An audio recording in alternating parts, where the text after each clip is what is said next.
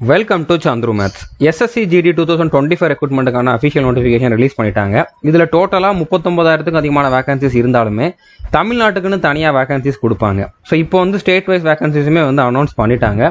தமிழ்நாட்டுக்கு டோட்டலாக 1176 வேகன்சிஸ் இருக்குது. இதில் வந்து பார்த்தீங்கன்னா மேலுக்கு எவ்வளோ, ஃபீமேலுக்கு எவ்வளோ, அதுக்கப்புறம் ஒவ்வொரு ஃபோர்ஸுக்கும் ஒவ்வொரு கேட்டகரிக்கும் எவ்வளோ வேகன்சி அப்படிங்கிறத அந்த வீடியோ நம்ம வந்து பார்க்க போகிறோம். அது மட்டும் இல்லாமல் இந்த ரெக்ரூட்மெண்ட்டுக்கான எலிஜிபிலிட்டி கிரைட்டீரியா என்ன அப்படிங்கிறதுமே ஷார்ட்டாக பார்க்க போகிறோம். ஓகே, இந்த ரெக்ரூட்மெண்ட் பார்த்தீங்கன்னா A to Z information 120 days study strategy எல்லா டீட்டெயிலுமே நம்ம ஆல்ரெடி ப்ரொவைட் பண்ணிட்டோம். இந்த வீடியோ பார்க்காதவங்க பார்த்துக்கோங்க. இது வந்து 42 minutes இருக்கும்.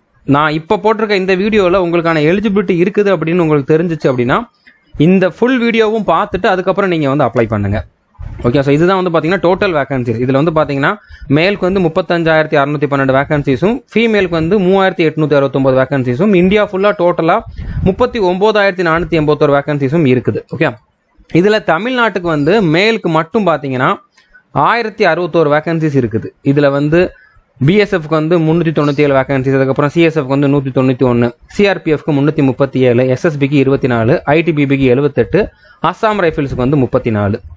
அடுத்து என்சிபி, அடுத்ததான் வந்து பார்த்தீங்கன்னா எஸ்எஸ்எஃப்க்கு வந்து பார்த்தீங்கன்னா ஆல் இண்டியா லெவல் வேகன்சி இருக்கும். அதுக்கு தமிழ்நாட்டுக்குன்னு தனியாக வேகன்சி இருக்காது. ஸோ இதில் ஒவ்வொரு கேட்டகரிக்கும் எவ்வளோ வேகன்சி அப்படிங்கிறதையுமே கொடுத்துருக்கேன். நீங்கள் இதை வேணால் ஸ்க்ரீன்ஷாட் எடுத்து வச்சுக்கோங்க.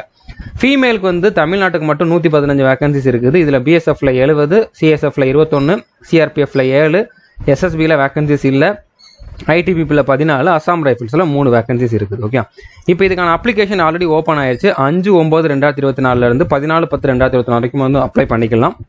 இதில் நீங்கள் வந்து அப்ளை பண்ணுறப்ப எதுவும் கரெக்ஷன் பண்ணணும் அப்படின்னா, அதாவது அப்ளை பண்ணுறப்ப எதுவும் மிஸ்டேக் பண்ணிட்டீங்க, அதை கரெக்ஷன் பண்ணணும் அப்படின்னா கரெக்ஷன் விண்டோ வந்து பார்த்தீங்கன்னா நவம்பர் 5ஆம் தேதியிலிருந்து 7ஆம் தேதி வரைக்கும் ஓப்பன் ஆகும்.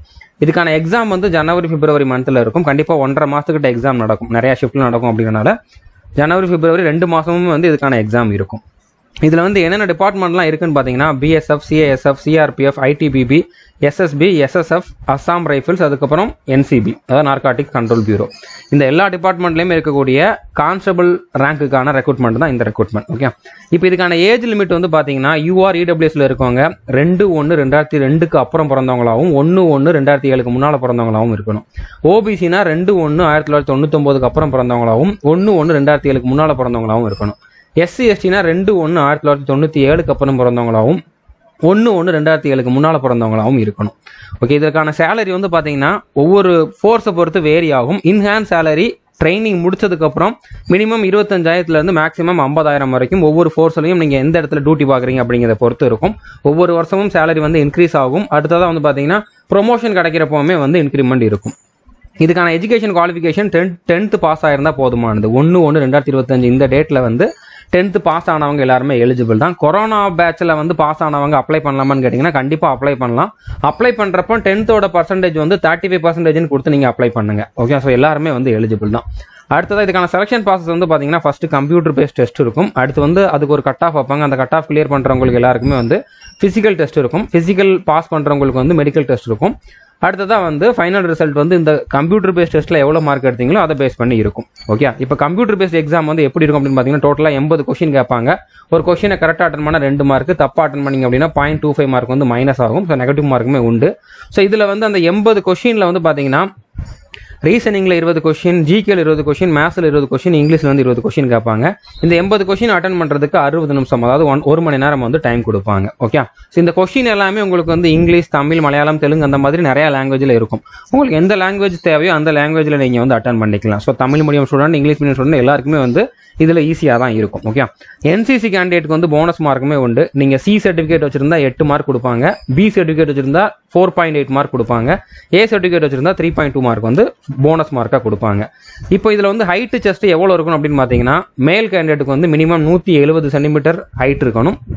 அதுவே நீங்கள் எஸ்டி கேண்டிடேட்டாக இருந்தீங்கன்னா 162.5 சென்டிமீட்டர் இருக்கணும். செஸ்ட் வந்து மினிமம் 80 சென்டிமீட்டர் இருக்கணும். 5 சென்டிமீட்டர் வந்து எக்ஸ்பான்ஷன் ஆகணும். அதுவே எஸ்டி கேண்டிடேட்டுக்கு வந்து மினிமம் 76 சென்டிமீட்டர் இருக்கணும். 5 சென்டிமீட்டர் அவங்களுக்குமே வந்து எக்ஸ்பான்ஷன் ஆகணும். ஃபீமேலுக்கு வந்து ஹைட்டு மட்டும் தான் செக் பண்ணுவாங்க. 157 சென்டிமீட்டர் மினிமம் இருக்கணும். நீங்கள் எஸ்டி கேண்டிடேட்டாக இருந்தீங்கன்னா 150 சென்டிமீட்டர் இருந்தால் போதுமானது. அடுத்ததாக ஃபிசிக்கல் டெஸ்ட்டில் வந்து ரன்னிங் மட்டும்தான். மேல் கேண்டிடேட்டுக்கு வந்து 5 கிலோமீட்டர் ரன்னிங் 24 நிமிஷத்துக்குள்ள வந்து கம்ப்ளீட் பண்ணுற மாதிரி இருக்கும். ஃபீமேல் கேண்டிடேட்டுக்கு வந்து 1.6 கிலோமீட்டர் ரன்னிங் 8 நிமிஷத்தில் கம்ப்ளீட் பண்ணுற மாதிரி இருக்கும். இதில் ஃபிசிக்கலுக்கு வந்து மார்க்லாம் கிடையாது, பாஸ் ஆனால் போதுமானது. அதே மாதிரி மெடிக்கல் டெஸ்ட்டில் வந்து எல்லா பாயிண்ட்டுமே செக் பண்ணுவாங்க. இதில் நீங்கள் ஸ்பெக்ஸ் போட்டிருந்தீங்கன்னா எலிஜிபிள் கிடையாது. இதில் வந்து உங்களுக்கு நியர் விஷன் வந்து பார்த்தீங்கன்னா N6 N9 இருக்கணும். டிஸ்டன்ட் விஷன் வந்து 6/6 6/9 இருக்கணும். ஓகே, அதே மாதிரி இதில் கலர் பைனஸ் இருக்கக்கூடாது, ஃபிளாட் ஃபுட் இருக்கக்கூடாது, வெரிகோஸ் வெயின், நாக்னி, ஹைட்ரோசில், அடுத்ததாக வந்து பிபி அதிகமாகவோ கம்மியாகவோ இருக்கக்கூடாது, ஹார்ட் பீட்டுமே வந்து நார்மலாக இருக்கணும், நோஸ், இயர், டீத் எல்லாமே வந்து செக் பண்ணுவாங்க. ஓகே, கம்ப்ளீட் டீடைல் கொடுத்துருக்கக்கூடிய வீடியோ நான் இன்னும் கொஞ்சம் டீட்டெயிலாக டிஸ்கஸ் பண்ணியிருப்பேன். அந்த வீடியோ பார்க்கணும்னா நீங்கள் வந்து பார்த்துக்கோங்க. அதே மாதிரி உங்களோட ஏஜ், ஹைட்டுக்கு ஏற்ற வெயிட்டுமே வந்து நீங்கள் கரெக்டாக மெயின்டைன் பண்ணணும். இதுக்கான அப்ளிகேஷன் ஃபீஸ் வந்து பார்த்தீங்கன்னா யூஆர், ஓபிசி, இடபிள்யூஎஸ் கேட்டகரியில் இருக்கக்கூடிய மேல் கேண்டிடேட்ஸ் மட்டும் 100 ரூபா பே பண்ணணும். மற்றவங்க எல்லாமே வந்து ஃப்ரீயாகவே அப்ளை பண்ணிக்கலாம். எஸ்சி, எஸ்டி எல்லா கேட்டகரியில் இருக்கக்கூடிய ஃபீமேல் எல்லாருமே வந்து பார்த்தீங்கன்னா ஃப்ரீயாகவே அப்ளை பண்ணிக்கலாம். ஸோ ப்ரீவியஸ் இயரில் எவ்வளோ கட் ஆஃப் இருந்துச்சு அப்படிங்கிறத கொடுத்துருக்கேன். 2022 final cut off, 2024 physical cut off. So final cut off இனிமேல் தான் தெரியும், அது இதை விட அதிகமாக தான் இருக்கும். ஓகே, ஸோ 2025 நீங்கள் போஸ்டிங் வாங்கணும் அப்படின்னா நீங்கள் ஃபீமேல் கேண்டிடேட்டாக இருந்தீங்க அப்படின்னா ஒவ்வொரு கேட்டகரியிலையும் எவ்வளோ மார்க்குக்கு மேலே எடுத்தால் உங்களால் போஸ்டிங் வாங்க முடியும் அப்படிங்கக்கூடிய அந்த சேஃப் ஸ்கோர் வந்து கொடுத்துருக்கேன். ஓகே, அதே மாதிரி மேல் கேண்டிடேட்டுக்குமே கொடுத்துருக்கேன். நீங்கள் இதையும் ஸ்க்ரீன்ஷாட் எடுக்கணும்னா எடுத்து வச்சுக்கோங்க. ஸோ இதில் வந்து நீங்கள் 110 மார்க்குக்கு மேலே எடுக்கிறது பாசிபிள் தான். இன்னும் 120 நாள் உங்களுக்கு எக்ஸாமுக்கு இருக்குது. ஸோ நீங்கள் இப்போ இருந்து நான் சொல்கிற டைம் டேபிளை ஃபாலோ பண்ணீங்க அப்படின்னா கண்டிப்பாக உங்களால் வந்து கிளியர் பண்ண முடியும். நான் டிஸ்கிரிப்ஷனில் கொடுத்துருக்கக்கூடிய வீடியோவில் 120 டேக்கான ஸ்டடி ஸ்ட்ராட்டஜியுமே கொடுத்துருக்கேன். ஸோ அதனால் அந்த வீடியோ வந்து பார்த்துக்கோங்க. நம்ம கோர்ஸில் நீங்கள் ஜாயின் பண்ணிக்கோங்க. நீங்கள் ஜாயின் பண்ண வேண்டிய நம்மளுடைய ஆல் இன் ஒன் கோர்ஸ் தான். ஆல் இன் ஒன் கோர்ஸ்க்கான ஃபீஸ் வந்து பார்த்தீங்கன்னா 1499. இது ஒரு வாட்டி பே பண்ணீங்க அப்படின்னா 3 இயர்ஸ் வந்து வேலிடிட்டி உண்டு.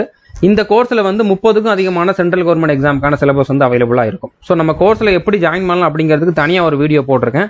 டிஸ்கிரிப்ஷனில் how to join our courses அப்படிங்கக்கூடிய வீடியோவும் இருக்கும். அதை பார்த்துட்டு நீங்கள் வந்து ஜாயின் பண்ணிக்கோங்க. ஸோ இந்த மாதிரி டைம் டேபிள் வந்து நான் ஒவ்வொரு நாளுமே நீங்கள் என்னென்ன படிக்கணும் அப்படிங்கிறத கொடுத்துருக்கேன். 120 நாளுக்குமே கொடுத்துருக்கேன். ஸோ இதை வந்து நீங்கள் கம்ப்ளீட் பண்ணீங்க அப்படின்னாலே கண்டிப்பாக உங்களால் வந்து 110 மார்க்கு மேலே எடுக்க முடியும். கன்ஃபார்மாக போஸ்டிங் வாங்க முடியும். ஸோ புரிஞ்சிருக்கும்னு நினைக்கிறேன். முடிஞ்சளவு இந்த வீடியோ எல்லாரோடமே ஷேர் பண்ணுங்க. இது வரைக்கும் நம்ம சேனலை நீங்கள் சப்ஸ்கிரைப் பண்ணல அப்படின்னா சப்ஸ்கிரைப் பண்ணிட்டு பெல் ஐக்கனை கிளிக் பண்ணி வச்சுக்கோங்க. நான் ரொம்ப குயிக்காக சொல்லிட்டேன். ஒரு சில இன்ஃபர்மேஷன் உங்களுக்கு எக்ஸ்ட்ரா வேணும், ஒரு சில கிளாரிட்டி வேணும் அப்படின்னா நான் அந்த 42 நிமிஷம் கொடுத்துருக்கூடிய வீடியோ பார்த்தீங்கன்னா உங்களுக்கு எந்த டவுட்டுமே வராது. All the best. தேங்க்யூ.